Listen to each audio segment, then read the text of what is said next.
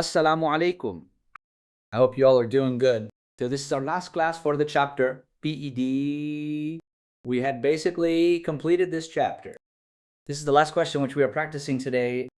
This is one more 8-marker question. So yeah, when we will start the new topic, that is our other topic. So aggregated with that, a 12-marker question will come. And so we will learn to practice 12-mark questions aggregately with the other topic, because solely no 12-marker question can be formed on this. Okay? So let's start with one more question. We will do one more 8-marker question. Okay? So question number 1, part A. Always remember, an 8-marker question will come in part A. An 8-marker question will always come in part A. So, sir, what is the question? Analyze using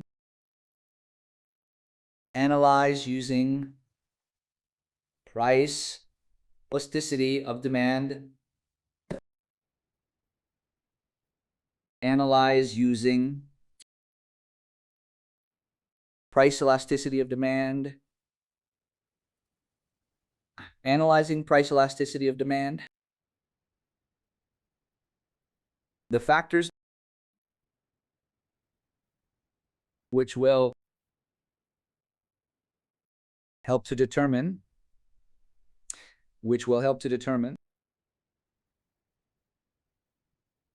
whether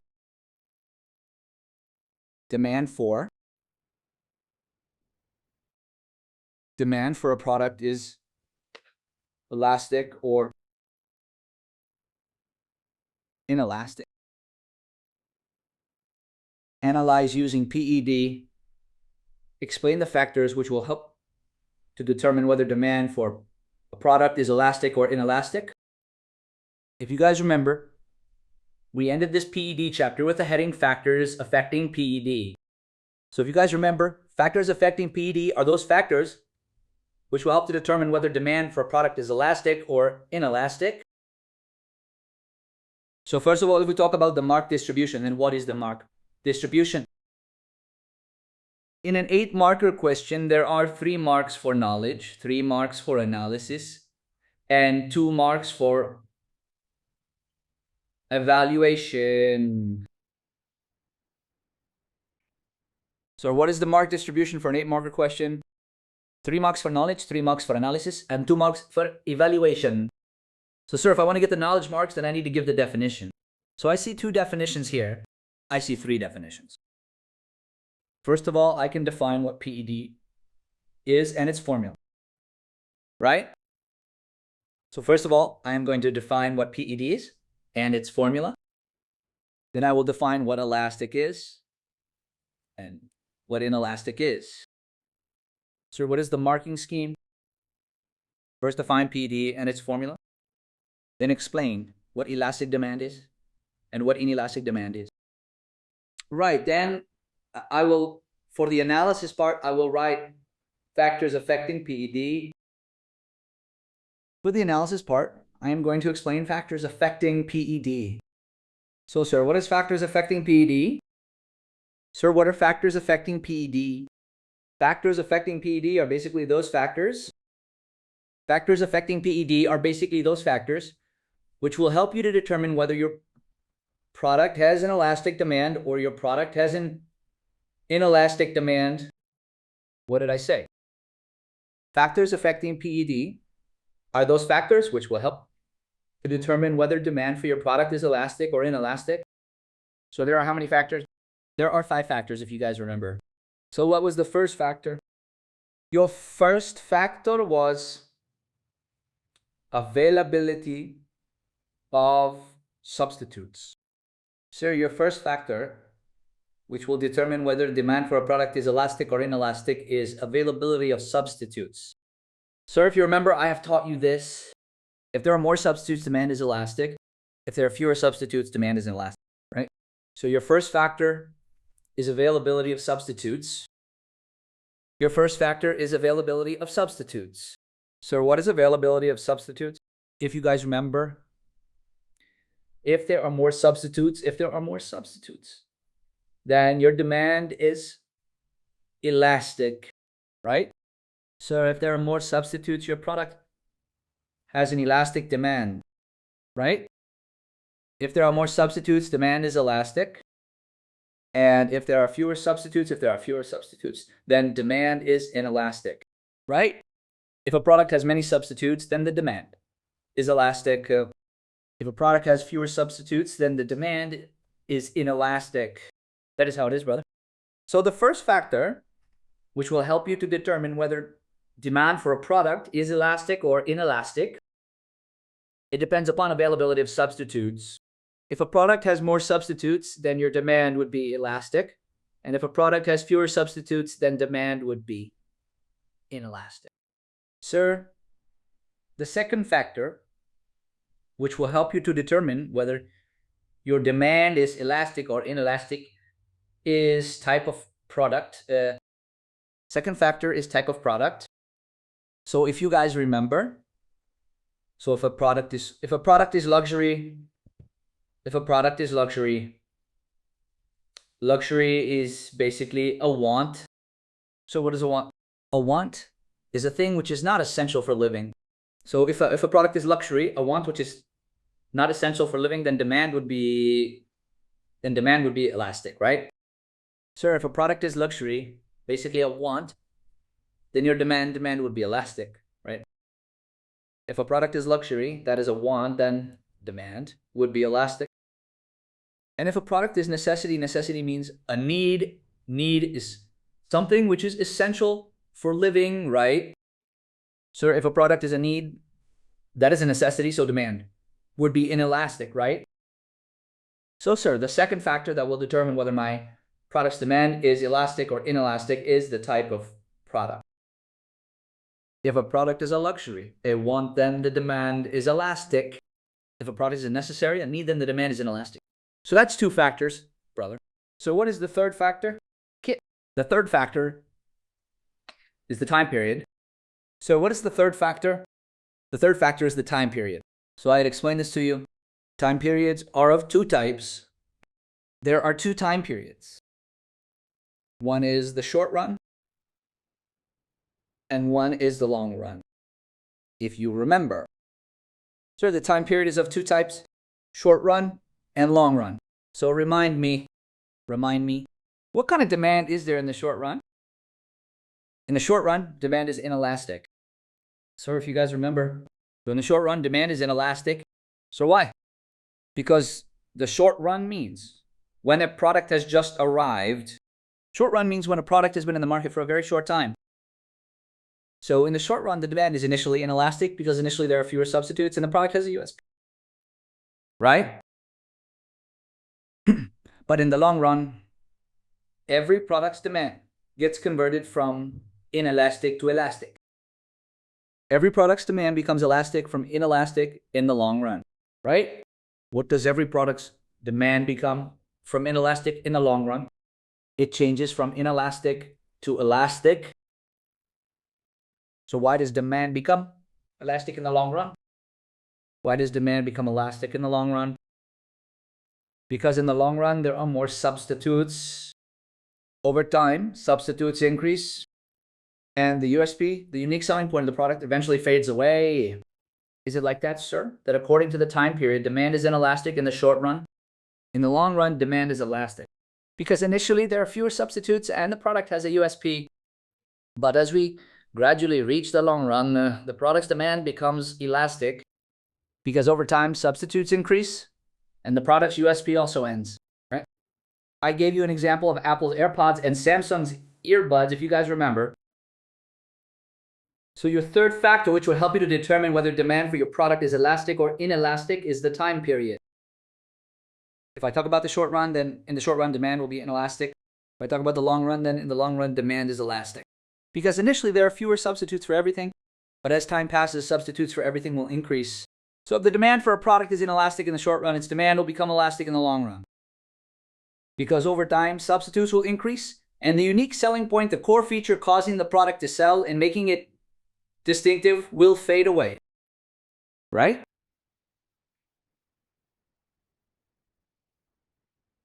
Yes, absolutely. When a product enters the market, demand is inelastic because it's new.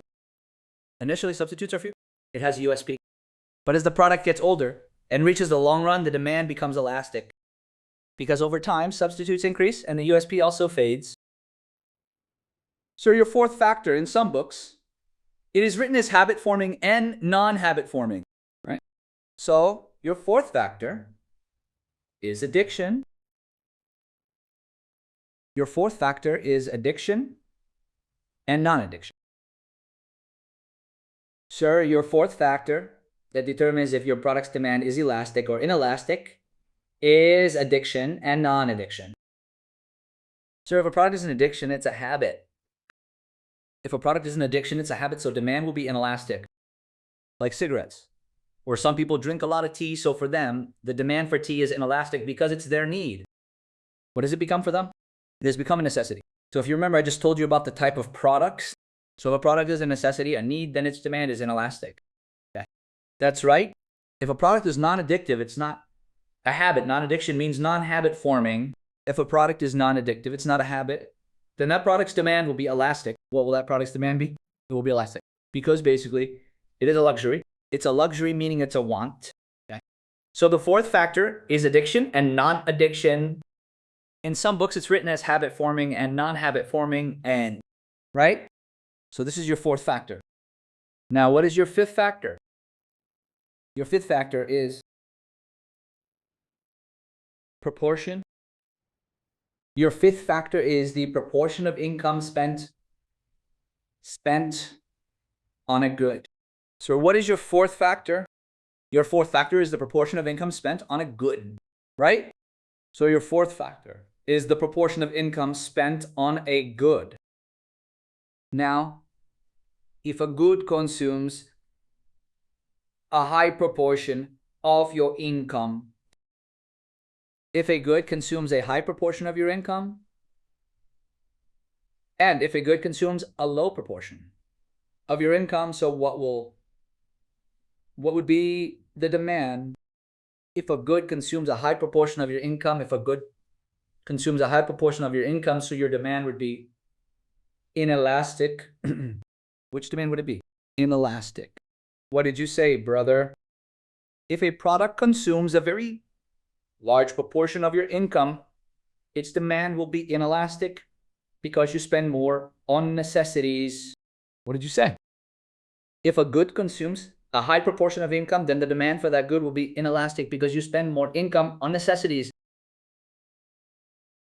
And if a product consumes a low proportion of income, then its demand is elastic because you spend a very small proportion of your income on luxuries.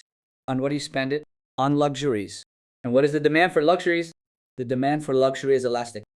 So there are 5 factors which will help you determine whether demand for a product is elastic or inelastic. So the first factor will be the availability of substitutes. If there are more substitutes available, then the demand would be elastic. If there are fewer substitutes available, then the demand would be inelastic. Okay. If a product is a necessity, then the demand is inelastic. If a product is a luxury, then the demand is elastic. Your third factor is the time period. In the short run, every product has an inelastic demand, but in the long run, every product's demand changes from inelastic to elastic. So in the short run, it is inelastic. In the long run, the demand will be elastic.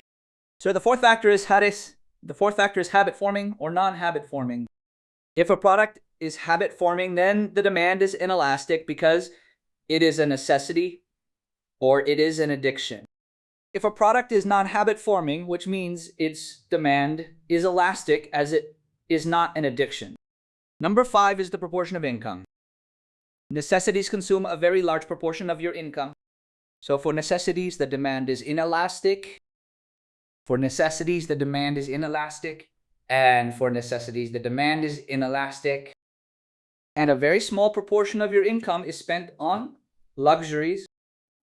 So the demand for luxuries is elastic, right?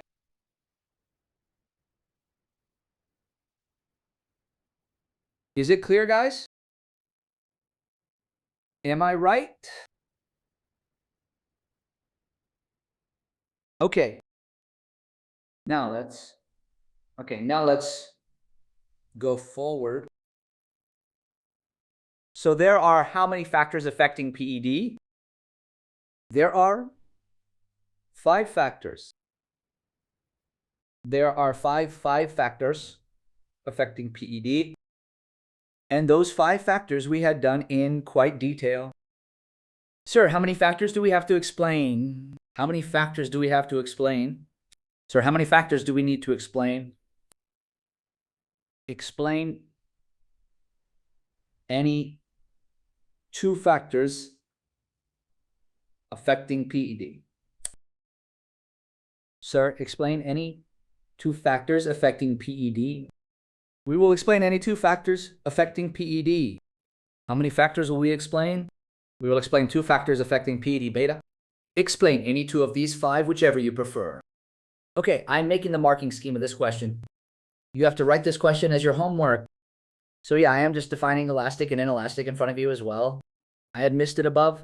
So let's see, what is the difference between elastic and inelastic demand? Okay. So can you guys please contribute a little bit on the chat box? Sir, what is the difference between elastic and inelastic demand? Sir, what is the difference between elastic and inelastic demand? So if you guys remember, elastic demand has a PED of greater than 1. Inelastic demand has a PED of less than 1. Sir, what does it mean? Whenever your answer is greater than 1, it means demand is elastic. Whenever your answer is less than 1, it means demand is inelastic.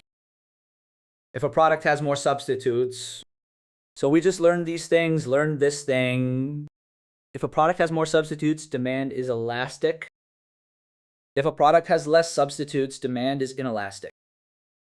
Elastic demand carries high responsiveness. Elastic demand has high responsiveness. High responsiveness means there will be a larger change in quantity demanded. Inelastic demand carries a low responsiveness. Low responsiveness means there will be a smaller change in quantity demanded. Sir, in elastic demand, the product is a luxury, right? Elastic demand carries a luxury product, and inelastic demand carries a necessity. Product, what will the product be in inelastic demand? The product will be a necessity. Right. Sir, in elastic, the product is a luxury. In inelastic, the product is a necessity. Sir, is that enough for the definition? Elastic demand is greater than 1. Elastic demand is high responsiveness, means there are more substitutes available, and in case of elastic demand, your product is luxury. In inelastic demand, the answer is less than 1. In inelastic, there are fewer substitutes. The product is a necessity. That's right. We just have to write this much for the definition. For definition, we just have to write this thing. But since we are learning, so just for remembering, I am writing that elastic demand has a flatter curve and inelastic demand has a steeper curve, right? Elastic demand has a flatter curve and inelastic has a steeper curve. So we are done with the knowledge and analysis part. If everything is clear up till here, let me know. So first we are going to define what is PD. It's elastic, inelastic. Then any 2 factors affecting PD out of 5. What were the 5 factors? Let's just mention the names. Number 1 was availability of substitutes. Number 2 is type of product. Number 3 is addiction or non-addiction. Either habit forming or non-habit forming. Your 4th factor is time period, short run, long run. Your 5th factor is proportion of income spent on a good. If this is clear, let me know. So we can go towards the conclusion part. Okay. So now let's go towards the conclusion part. First of all, let me see if there is any query or something. Okay, everything is clear. Sir, how many points we have to define for elastic and inelastic? This is enough. This is enough, right? This is enough. No need to mention about the shape of the curve. Okay? So let's move towards the last part. That is your conclusion part. Okay. So now let's move towards the conclusion part. So conclusion carries 2 marks. So sir, number 1 point which we can mention is elasticity varies from individual to individual. The first point which I've written is elasticity varies from individual to individual. So what does this mean? It means that elasticity will vary from individual to individual. For some, demand could be elastic. For some, demand could be inelastic. Then, since we will be explaining two factors in the question, any of these five, so we will write in the conclusion that there are also several other factors. We will write in the conclusion there are also several other factors which will help to determine. There are several other factors which will help to determine whether demand for product is elastic or inelastic. Okay. What we will write there are several other factors which will help to determine whether demand for a product is elastic or inelastic. Right, sir? And what other factors could there be? So what other factor is there? Can you guys mention some other points? Okay, so that's it. That's it for today. You have to write this answer. Some students have a question, sir. We make a diagram in this question. No, we won't make any diagram in this question because this question is a purely theoretical question, right? So I am sharing the marking scheme with you on the WhatsApp group. You guys have to write these answers in your books. Then, yeah, I am going to send my answers. You guys can double check them. So you guys can ask me on WhatsApp for these answers. I am going to upload them to the group. You have a deadline of 2 days.